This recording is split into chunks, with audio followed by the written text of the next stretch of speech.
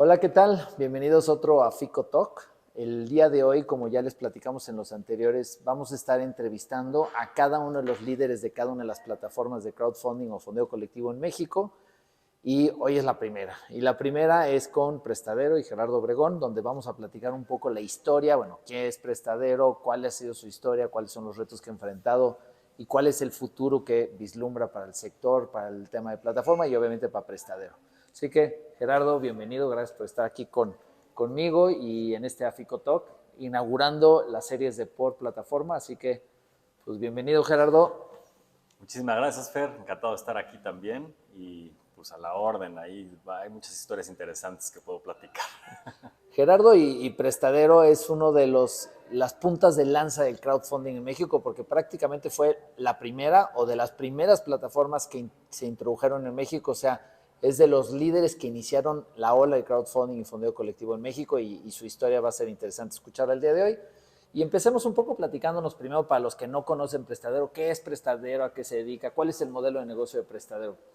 Claro que sí, Fer. Bueno, Prestadero es una plataforma de fondeo colectivo, una institución de financiamiento colectivo, ya tenemos que llamarle porque estamos regulados.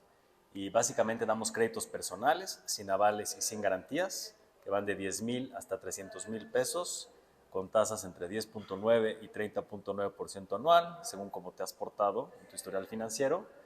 Y los plazos son 12, 24 o 36 meses. Y del otro lado del crowd, ¿no? También ofrecemos justamente la inversión en estos créditos y pues hemos tenido también rendimientos muy atractivos en nuestra historia, ¿no? En la historia. Entonces, al final se acerca contigo la persona física que necesita un financiamiento para lo que sea, donde no necesita poner ninguna garantía, simplemente necesita un financiamiento y depende cómo te hayas portado, te califica y eso es la tasa que te da de crédito. Y los inversionistas invierten en estas personas que están solicitando, ¿no? Exactamente, así funciona. Digo, como saben también en financiamiento colectivo y si ya han escuchado todas las demás pláticas, pues parte importante es que el inversionista presta partes alícuotas en diferentes créditos, eso diversifica su riesgo y les permite básicamente comportarse como el banco y tener acceso a este nuevo activo, a esta nueva opción de rendimientos, donde son préstamos personales con tasas muy atractivas. Muy bien. Y un poco para ubicarnos un poco en la historia, ¿no? Sí, ¿Cómo llegas a Prestadero? ¿Cómo inicia Prestadero? ¿Por qué llega primero la idea de Prestadero? ¿Cómo inicias? claro. ¿Cómo logras hacer este punta de lanza cuando no existía en México? Tal vez en otros lados del mundo sí había plataformas, pero en México no existía regulatoriamente, no existía regulación. Sí. ¿Qué te lleva a emprender aquí y qué fueron estos primeros pasos que diste hasta llegar al día de hoy, ¿no? ¿Cómo llegas a esto? Son 11 años, ¿no? Cuando empezaste, 12. Pues en 2011 constituimos, 12. entonces pues digo, ya vamos a cumplir pues 12, ¿sí? No, Do, bueno, más ya cumplimos 12, ¿no? ya cumplieron, Vamos a cumplir 13 este año. van a cumplir 13 años, mira. Y bueno, obviamente el camino natural, estudié economía y finanzas, no, no.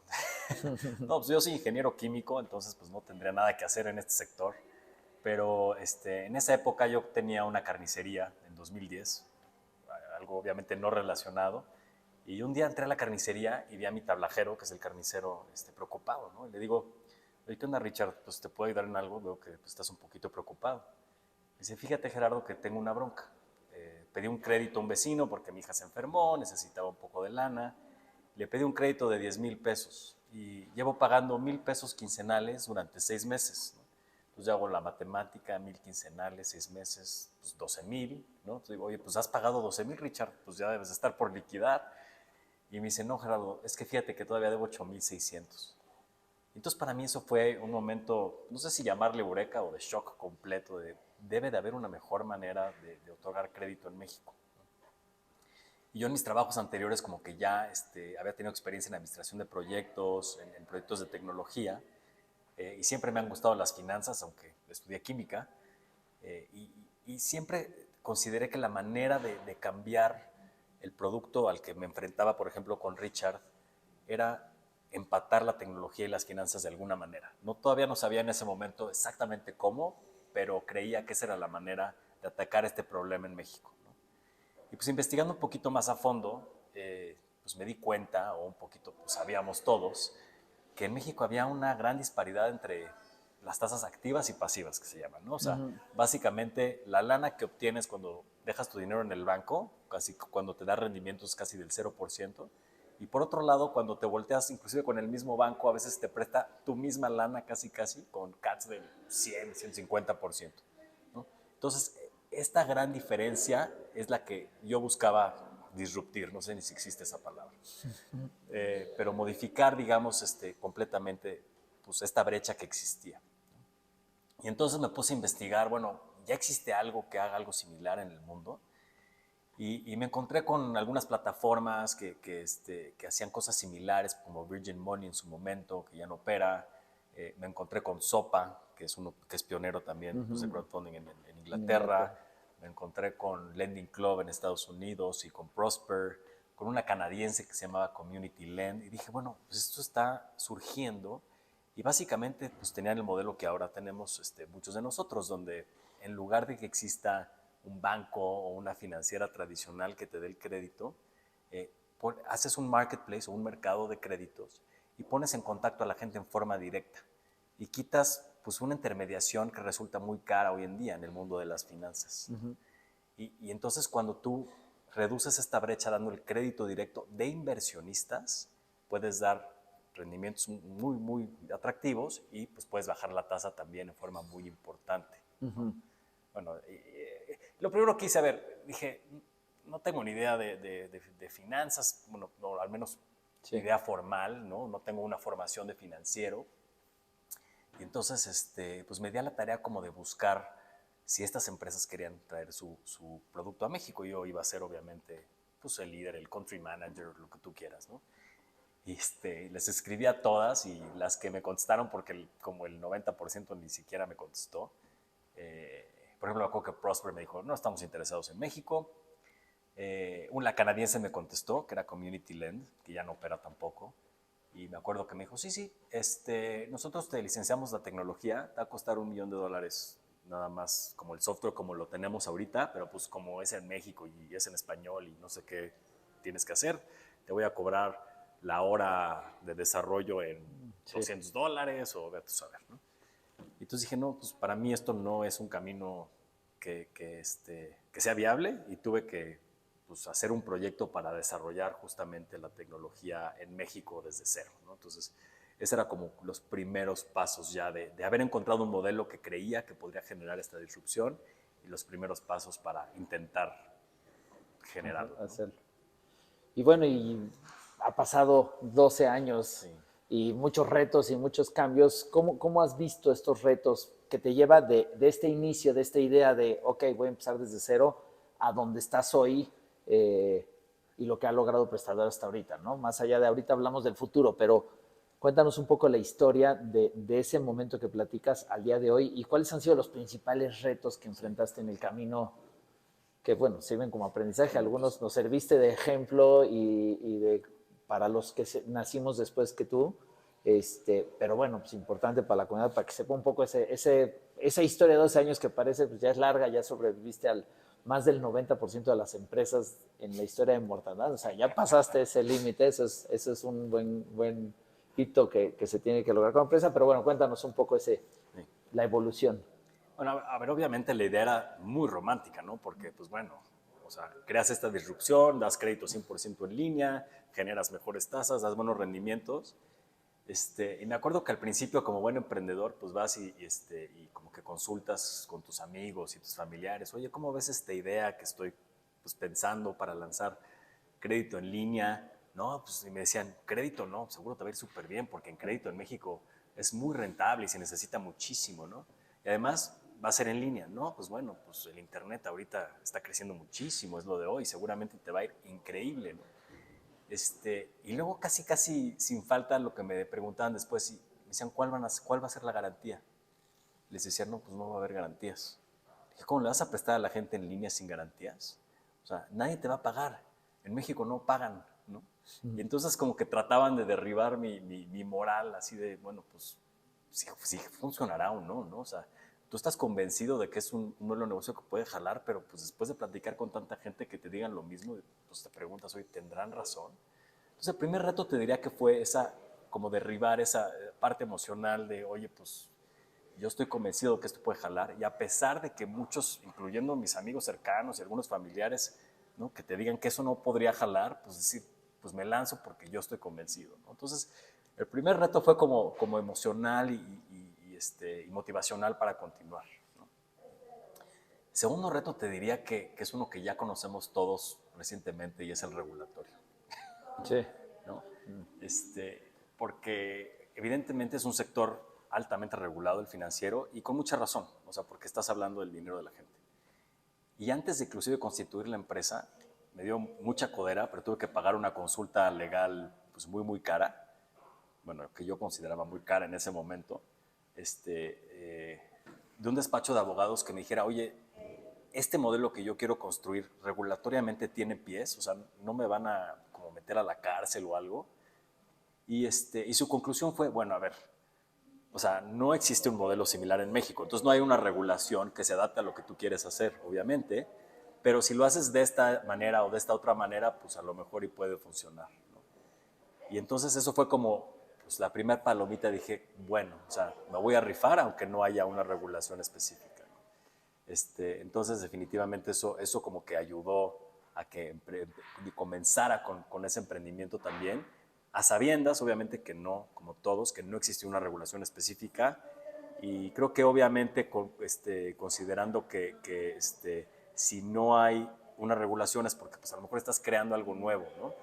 Entonces esa era como mi motivación y alguno de los retos importantes que definitivamente, pues, bueno, con los que me enfrenté en un principio. Y en este proceso, el ir convenciendo al mercado de solicitar vía tu canal, que eran tasas tal vez más baratas, que realmente lograbas resolverle a la gente, y los inversionistas ir creando este mercado que la gente tampoco estaba acostumbrada a invertir en estos canales. O sea, los pocos que invertían en ese entonces, pues invertían en bolsa o sea, no había este canal de inversión. ¿Cómo te fue este reto de ir creando esta comunidad que hoy tienes de inversionistas y de solicitantes? ¿Cómo ha sido ese reto más mercadológico, no? Hijo, pues bueno, yo pensé que como mi plataforma era única e iba a tener muchísimas bondades para ambos lados de la ecuación del marketplace, como solicitantes e inversionistas, que iba a aprender el switch de la página y que todo el mundo iba mágicamente a llegar a la página y iba a ser un éxito rotundo desde el inicio. Y pues prendemos el switch de la página y pues grillos, ¿no? O sea, nadie se paraba en el portal. Entonces dije, ¿ahora qué hacemos? Pues digo, ya tenemos el modelo, construimos pues toda la infraestructura, toda la parte tecnológica y pues al final pues no hay nadie que se pare en el portal, ¿cómo nos vamos a conocer?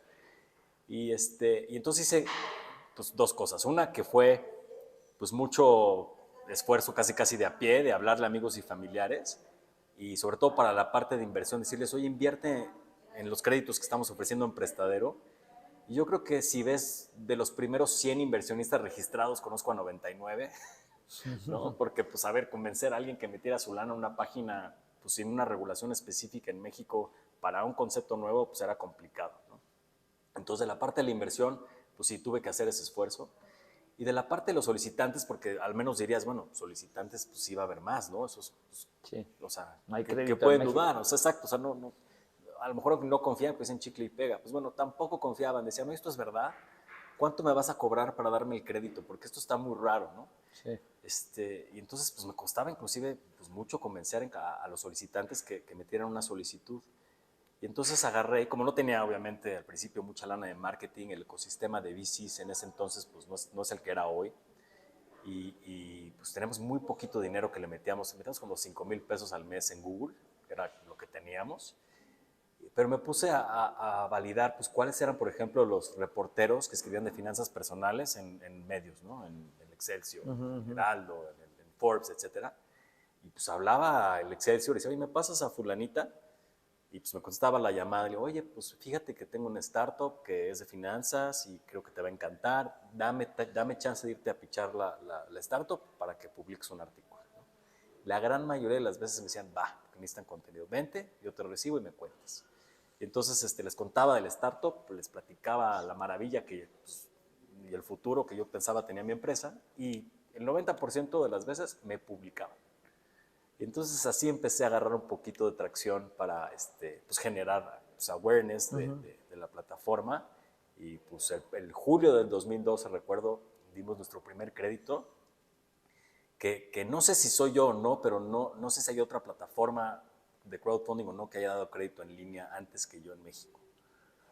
Sí, no, yo creo que no que yo sepa, pero bueno, habrá alguien que sepa en la audiencia si hay alguien más, pero bueno, de inicio. Ok, así empezaste tracción y empezó a generar. ¿Dónde estás hoy? ¿Dónde estás hoy? ¿Dónde está Prestadero hoy? ¿Cuántos inversionistas ya han logrado en estos años? ¿Cuánto han Sí, logrado dispersar? ¿Algún dato así que nos quieras compartir, que se pueda comparto. compartir?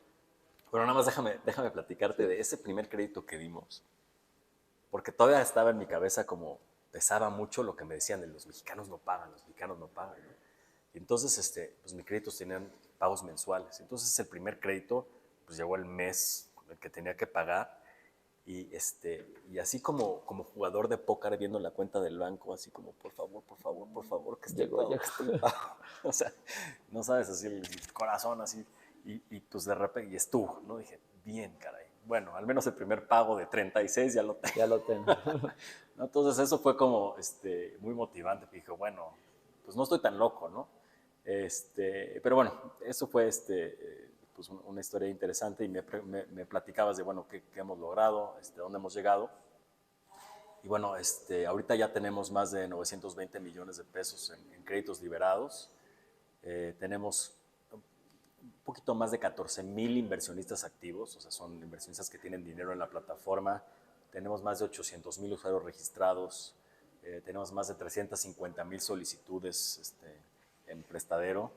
Y algo que me encanta de lo que hemos logrado es que, por ejemplo, Fer, en 2023, el año ahorita que recién terminó, el 44% de los créditos que otorgamos son a clientes que ya es su segundo, tercer, etcétera, cuarto crédito, o inclusive inversionistas que piden un crédito con nosotros.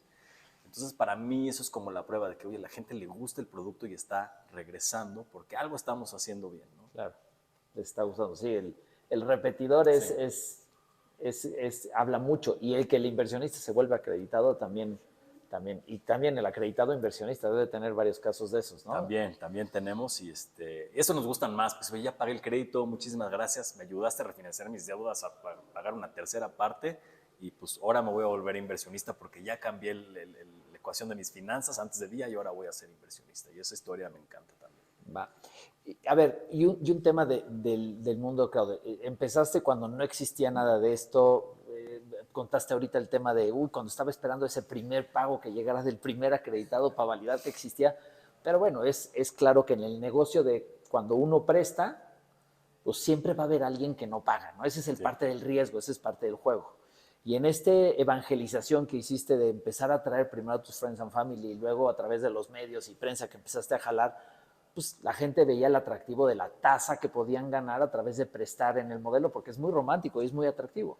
Pero como es inminente en todo negocio de crédito que de repente va a haber uno que no paga, dos que no paga, ¿no?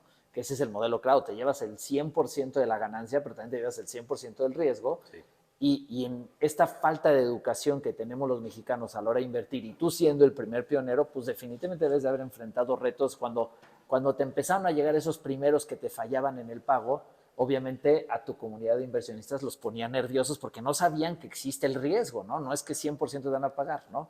En lo que va madurando la comunidad de inversionistas y entiende que el juego de crowdfunding es, pues sí, va a haber uno que no pague, pero va a haber otros 10 que sí pagan y la combinación es la que te hace la ganancia. Pero cuando enfrentaste estos primeros momentos que en el crowdfunding algún cliente te dejó de pagar, al inversionista se empezaron a poner nervioso, cuéntame, ¿tienes alguna historia? ¿Cómo lo enfrentaste? ¿Cómo lo viviste? Obviamente es una curva que todas las plataformas pasan en esta y bueno, a ti te tocó más difícil que a todos porque te tocó evangelizar a un mercado que no existía, ¿no? Sí, a ver, definitivamente es un reto y es un reto sobre todo también tratar con inversionistas del público en general que a lo mejor no tienen la sofisticación de un fondo que invierta en créditos. Y como dices, sí o sí, si inviertes en 100 créditos, en 1000 créditos, eventualmente alguno va a fallar. Nosotros tuvimos que hacer varios cambios para enfrentar mucho ese tema y esa preocupación de la gente, que oye, pues ¿por qué no paga? Oye, pero tu rendimiento es del 18%. Sí, pero no me pagó, ¿no? Y entonces, por ejemplo, una de las cosas que hicimos es pues, transparencia, ¿no? Decirle, a ver, está vencido, esto es lo que te debe, y además implementamos una bitácora de cobranza, de vista al público, para que la gente pudiera ver los esfuerzos de cobranza que realizábamos. Inclusive los primeros créditos te diría que hasta yo cobraban muchos, inclusive fui a cobrar, o sea, físicamente a las casas y trabajos de algunos que no pagaban. Y fue una labor, pues también, de definitivamente cambiar nuestra plataforma, hacerla cada vez más transparente y también ir modificando pues, lo que hacíamos nosotros en términos de análisis, en términos de aprobación de créditos y que pues, eso ha ido pues, cada vez mejorando. Ahí eso también ha derivado, Fer, en que hoy en día aprobamos menos del 5% de las solicitudes que recibimos. Yo creo que prácticamente ninguna entidad financiera, incluyendo fintechs, tiene esa tasa de bateo tan alta. Y la razón es justamente para darle un mejor rendimiento para los inversionistas. Pero ahí también hay una historia interesante de un nuevo producto que lanzamos. No sé si... Venga, cuéntalo. Pues bueno, obviamente rechazamos una gran cantidad de personas, ¿no? Y dijimos, bueno, y estas personas que rechazamos, que son, o sea, más de 9 de cada 10 personas, ¿qué hace? O sea, obtiene el crédito con el banco, con otra fintech, con otra financiera, con el vecino. Y nos dimos que en la gran mayoría de los casos nosotros los rechazamos y los rechaza todo mundo por los usual suspects, ¿no? Sí. O sea, no pueden comprobar ingresos, tienen mal historial, no tienen historial. O sea, principalmente son los grandes. Y luego nos dimos cuenta que en realidad estas personas solo obtienen un crédito de amigos y familiares porque están tachados o negados de todo el sistema financiero formal.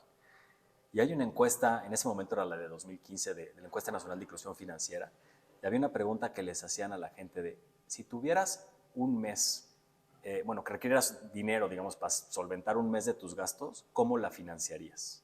Y más del 70% dijo que con amigos y familiares. Entonces nos prendió un poco el foco y dijimos, bueno, ¿y por qué no tratamos de formalizar este crédito de amigos y familiares? Porque todos sabemos que tiene grandes problemas. Y todo el mundo ha enfrentado, ya sea del lado de pedir o del lado de que te pidan, amigos y familiares. Sí, sí, sí. Pero es un crédito que genera mucha fricción entre los amigos y familiares, ya no quieres ver al tío en la comida del familiar, inclusive si pagas bien a tu familiar, pues nadie lo vio y entonces sigues con el mismo problema de que estás segregado del sistema financiero formal. Y entonces dijimos, pues vamos a usar nuestra plataforma, creamos un producto que se llama Prestapal, que formalice el crédito entre amigos y familiares, donde hacemos todo lo que normalmente hacemos, contratos, cobranza, reportar al buró de crédito el comportamiento crediticio, hacerlo con el crowd para que puedas pedirle a todos tus amigos y tus familiares, digamos, toda la administración del crédito y lo reportamos también a buró, ¿no? Y esto te permite a ti, como por ejemplo, familiar que presta, pues tener esa tranquilidad de que hay una empresa que está haciendo toda la administración, que le va a cobrar, te quita esa fricción. Puedes ver también en la plataforma cómo te va pagando. E inclusive puedes, porque nos dimos cuenta y hemos cambiado el producto poco a poco, que puedes prestarle al 0% de interés a tu familiar, porque nosotros recuerden que somos comisionistas.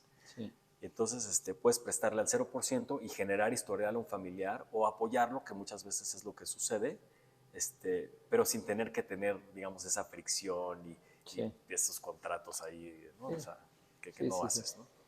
Sí, eso está buenísimo, porque entonces a alguien que de todas maneras lo iba a pedir con sus familiares y amigos, le institucionalizas ese mismo proceso, ¿no? Lo vemos, yo creo que todo el mundo hemos vivido o visto a alguien cercano que está en una tanda, ¿no? De hecho, hay más tandas hoy que créditos, yo creo que en México, y cuentas de inversión, ¿no? Y luego siempre está el de, no, es que doña Chona no pagó, no hizo el dinero y me tocaba a mí esta semana y no lo tengo. Y esa cultura en México que todavía está muy arraigada, pues esto le resuelve, está increíble, está increíble.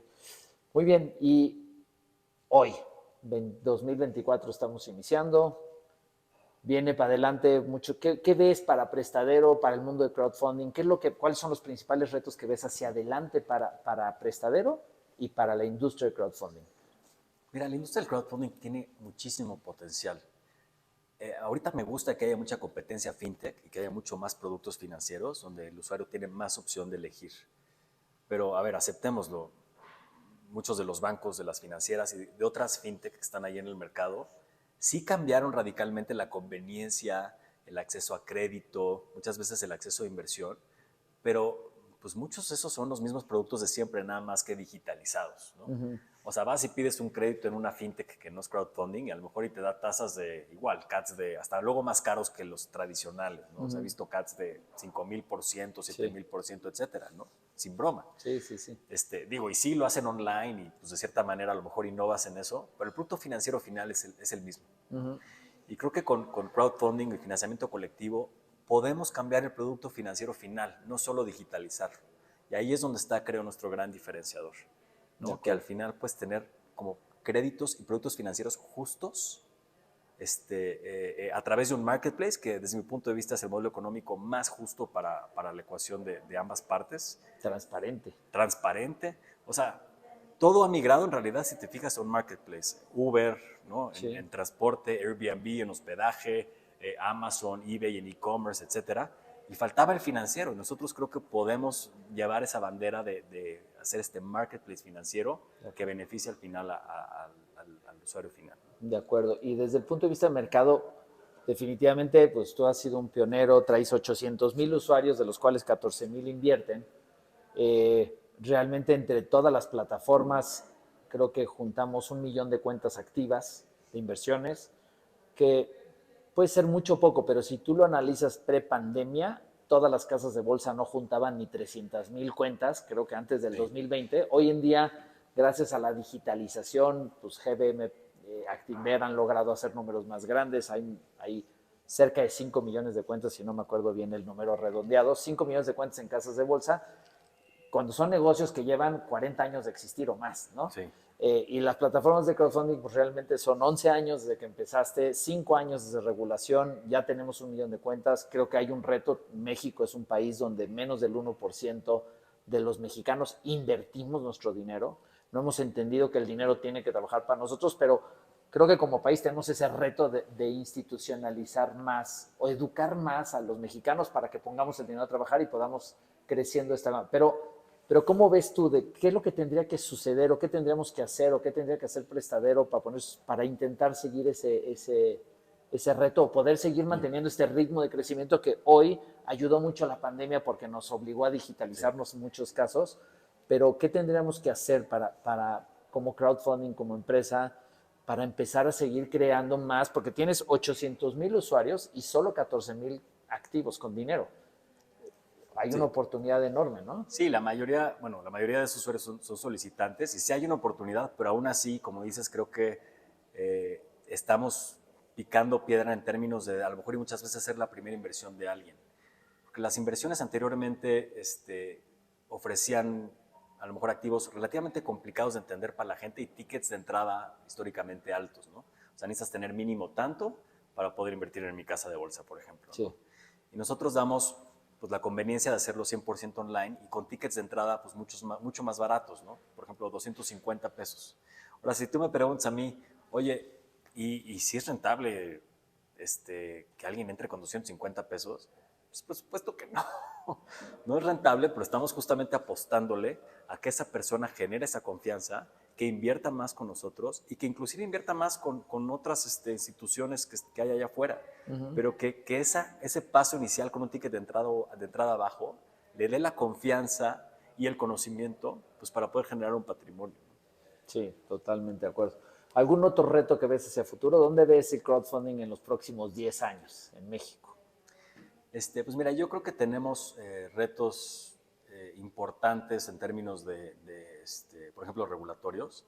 Yo creo que el crowdfunding tiene que abrirse un poco más en términos regulatorios. Me refiero a que con la carga regulatoria que tenemos, que tú sabes que no es poca, que nos permitan hacer un poco más de cosas cada vez, ¿no? O sea, está muy, muy enfocada a crowdfunding y solo a, inclusive crowdfunding bajo ciertos términos. Entonces tenemos que tratar de ser un poco más flexibles para que la industria pueda crecer más. Entonces, ese es un reto, pues creo que en términos de la regulación que tenemos. Hay obviamente retos también de mercado, hay riesgos también del país, ¿no? Algo que yo agradezco mucho, por ejemplo, en México es que macroeconómicamente ha sido muy estable desde que lancé hasta ahora, inclusive a través de pandemias y demás, no tenemos una inflación como la de otros países y eso la verdad se nos hubiera dificultado creo que mucho a todos mantener el modelo en un ambiente de ese tipo. Y entonces pues eso hay que obviamente seguirlo manteniendo. Y también hay cosas que México tiene que muchos otros países no tienen y damos por sentado, como un historial crediticio comprensivo que ayuda al usuario final a obtener buenas tasas, como rieles de pago como el SPAY, que México tiene como del 2002 y 2003 y creo que apenas Estados Unidos está anunciando que lo va a lanzar, ¿no? Y son cosas que yo creo que sin eso no hubiera podido lanzar Prestadero exitosamente. Claro. Sí, muy bien. Pues hay muchos retos en el mundo crowd. ¿Dónde te buscan? ¿Dónde te busca el que te esté escuchando? Si quiere conocer un poco más de Prestadero, si quiere platicar contigo, si quiere invertir contigo, si quiere solicitarte, ¿dónde te buscan? ¿Dónde te encuentran? Pues mira, prestadero.com, ahí pueden llenar una solicitud, ahí pueden registrarse como inversionistas, ahí está toda nuestra información, incluyendo toda la regulatoria que tenemos que publicar, y ahí están inclusive todos nuestros contactos y nuestras redes, ¿no? Muy bien, pues muchas gracias, Gerardo. Si quieren saber quién es el padre del crowdfunding en México, aquí lo tienen enfrente, grábenselo, guárdenlo, síganlo, conozcan su plataforma, inviertan en Prestadero, definitivamente ha hecho una tarea, ha aprendido, se ha tropezado, se ha rayado y ha tenido éxito y está haciendo un modelo exitoso. Pues muchas gracias, Gerardo. No sé si quieras agregar algo más, algo que quieras comentar. No, muchísimas gracias al público y nada más los que nos están oyendo, intenten o regístrense en una plataforma de crowdfunding porque no hay mejor manera de aprender y perderle el miedo que pues, probar, ¿no? Exactamente. Y bueno, los invito, prestadero.com, ahí lo pueden encontrar. También pueden meterse a la Asociación de Plataformas de Crowdfunding o de Fondeo Colectivo en México, afico.org, donde pueden ver todas las plataformas que hoy existen en México, que están autorizadas, que están reguladas, que son las formales. Si van a entrar al mundo de crowdfunding, quieren abrir una cuenta, ya sea para solicitar o para invertir, háganlo con una plataforma que esté dentro de la FICO. Eso ya es un sello de garantía de que no es un fraude, no es un engaño y que al menos son los que están llevando las mejores prácticas en esta industria. Pues muchas gracias. Cualquier duda, pregunta, pónganos aquí abajo. Si quieren hacer una pregunta a Gerardo, también escríbanmela aquí abajo y encantado hacemos de que se las responda. Muchas gracias. Gracias.